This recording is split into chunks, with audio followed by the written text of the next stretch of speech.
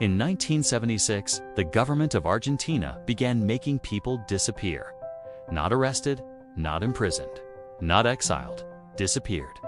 30,000 people, students, teachers, journalists, workers vanished. The government denied they ever existed. Mothers who searched for their children were told, "You never had children." This is the story of Argentina's dirty war. The desaparecidos, the stolen babies, the death flights, and the mothers who refused to stay silent. March 24, 1976. Military coup overthrows President Isabel Perón. Argentina had been unstable for years. Left-wing groups and right-wing death squads fighting. Economy collapsing, violence increasing. Military promises to restore order. General Jorge Rafael Videla leads the junta. Process of national reorganization announced. They promised stability, peace, Western Christian values. What they delivered was terror. The military saw enemies everywhere, not just armed guerrillas, anyone with subversive ideas. Students who read the wrong books, workers who joined unions, teachers who questioned authority, journalists who wrote critically, lawyers who defended the accused, even family members of suspects. The goal: eliminate an entire generation of opposition. The method: make them disappear. They came at night, military trucks, unmarked cars, victims taken from homes, workplaces, streets. No warrant, no arrest record, no explanation.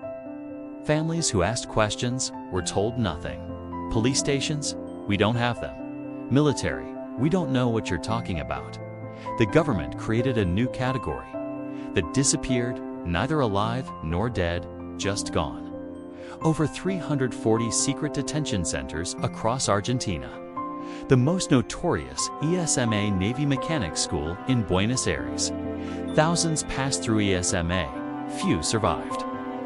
What happened inside? Torture, electric shock, beatings, waterboarding, interrogation for information on others. Prisoners kept hooded, chained, starving.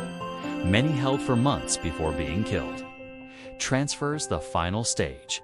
Prisoners told they were being moved to rehabilitation. Instead, they were drugged, loaded onto military planes, flown over the Atlantic Ocean or Rio de la Plata, and thrown out, still alive.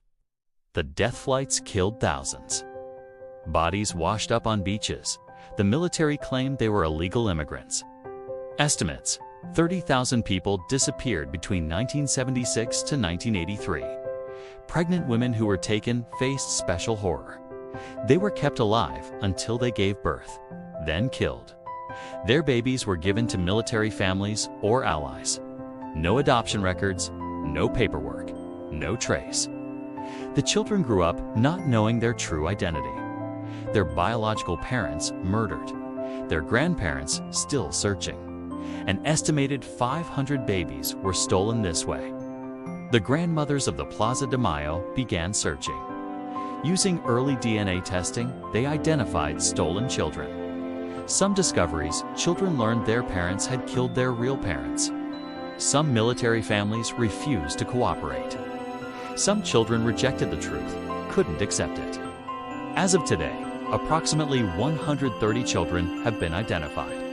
Over 300 are still missing, now adults in their 40s.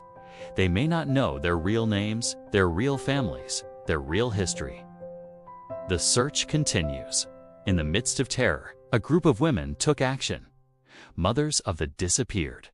They began meeting at the Plaza de Mayo, the main square in Buenos Aires. April 30th, 1977, 14 mothers gathered. They wore white headscarves made from their children's diapers. They carried photos of their missing children. They walked in circles because gatherings were banned. The military called them Las Locas, the crazy women. But they kept coming back. Every Thursday at 3:30 p.m., week after week, month after month, year after year. The government tried to stop them. Some mothers were themselves disappeared, including founding member Azucena Villaflor. Her body was found in 2005.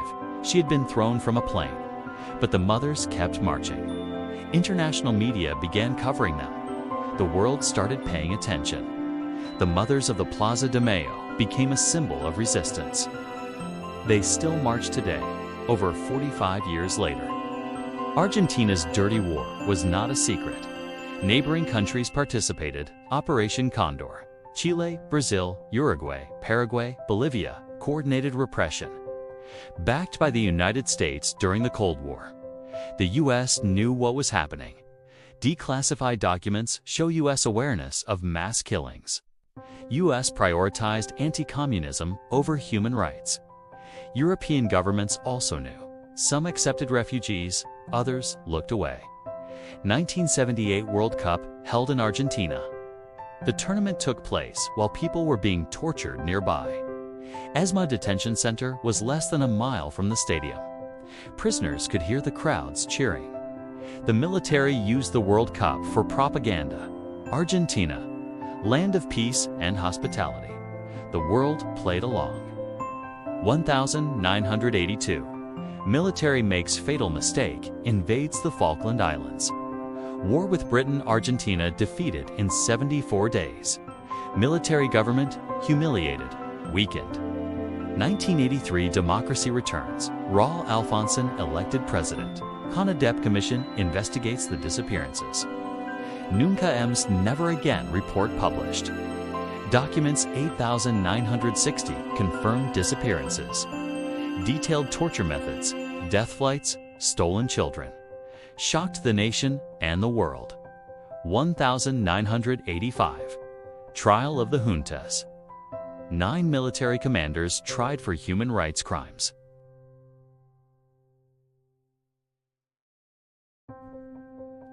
But justice was incomplete. 1986, 1987, full stop and due obedience laws. Limited prosecutions of lower-ranking officers. Many perpetrators walked free.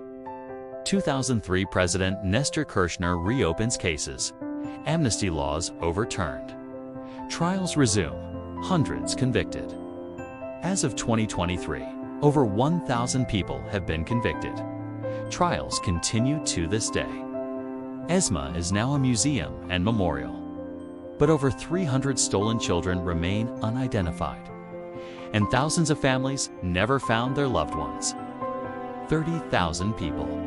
Students who dreamed of a better world. Teachers who wanted to educate. Workers who wanted fair wages. Journalists who told the truth. Mothers, fathers, children. They were taken in the night, tortured in secret prisons, thrown from planes into the ocean. And when their families asked where they were, the government said they never existed. But they did exist. Every one of them had a name, a face, a life. And for over 45 years, mothers have walked in circles in the Plaza de Mayo, wearing white headscarves, carrying photographs, demanding answers. They called them crazy. They called them liars. They tried to disappear them too, but they kept walking, and because of them, the world knows. The trials happened. The truth came out. Some justice was served, but 300 children are still missing. They're adults now living lives they don't know are lies. Somewhere in Argentina, a 45-year-old has no idea their parents were murdered, that their grandmothers are still searching. The dirty war ended, but its shadows remain. 30,000 people disappeared. They tried to erase them from history. They failed. This is Argentina. This is what they don't want you to know. And this is why we must never forget.